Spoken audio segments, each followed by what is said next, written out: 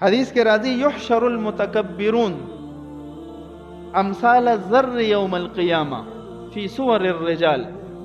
د قیامت پر ورځ دا خلک دي چې دا ځان لوی ګڼي، تکبر کوي، نو دوی به د سړو په شکل کې د دې حشر کیږي، جسمونه به ټول د سړو په شانتې وي، لکه هم دکه لاسونه، دکه پوزې، دغه سترګې، غوږونه، خپې، جسم به د انسان په شان وي، خو لیکن وړوکوالي کې به د میږي په شان وي. دا په دې ځمکه باندې داسې اوچت ګرځي چې دا سینې روغ کي چې صرف زه یم بل نشته. نو دا داسې متکبر سړی چې ځان ښی لوی اظهار کوي د ځان، نو د قیامت په ورځ به د میږي د جسم عمره برابر جسم دته ورکړي شي. بل بسو شي یغشاهم الظل من کل مکان، هر طرف ته په ذلت او رسوایی راوریږي، ذلیل او رسوا به.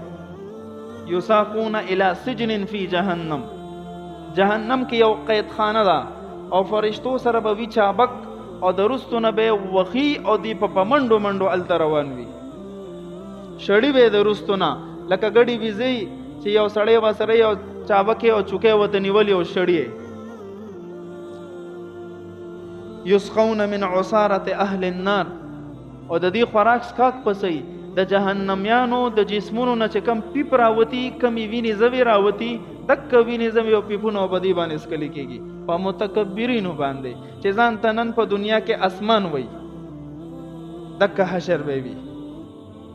الله دې زموږ د تکبر نه حفاظت او فرمایي. بای عاجزی خپل صفت ته الله دې موږ ته نصیب کړي.